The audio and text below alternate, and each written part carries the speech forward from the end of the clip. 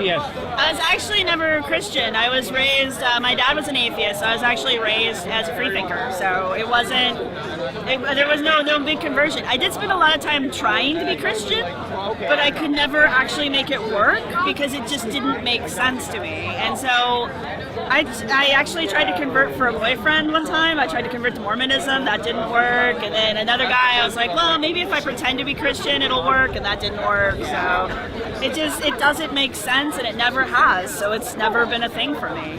And do you tie that in with your work? Yeah, actually, I enjoy the archaeology because it's, I've always been interested about the Bible because it has all of these, like, if you don't know enough, they seem realistic stories. But once I got into archaeology and I started actually learning how archaeology works and how evidence works, I started to realize that there's a lot of stuff there that isn't true. And that's kind of where I started as a launching pad, because I've been an archaeologist for about 6 or 7 years before I started the channel.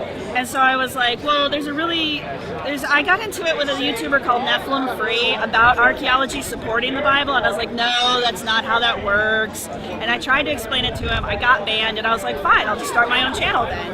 And so that's what happened. About 2 years ago, I started my channel, and I'm still here. And how many subscribers do you have? I have about 400. I hit 400 before we got here to the rally, so... I thought you had more. I did too. No, I didn't. No, I'm a real small channel, but it's nice because I'm able to actually interact with the people who are subscribed to me still. So I'm still able to talk to the people in the comments section, and when people email me and stuff, I can still actually get back to them. And what do you say, back to archaeology, to people who say that the Bible has historical facts in it? The Bible does have some historical... See, that's the slippery slope.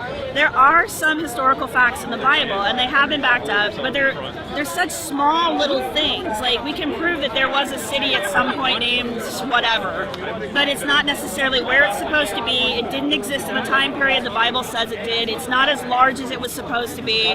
They have people who, if we have evidence that they existed, would not have been able to be in that town in that time period. And that's where things start to get mixed up. It's like the Bible was written by these people who knew something about facts, and they just kind of merged everything together and wrote like a sci-fi or a fantasy novel using names and people that they knew of. And that's where people go wrong with the Bible. It's like, we can't back the Bible up with archaeology 100%.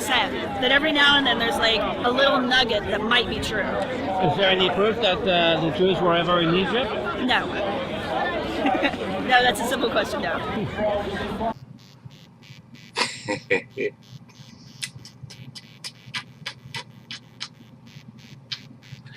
This has been an Obnoxious Cat production. I love that cat.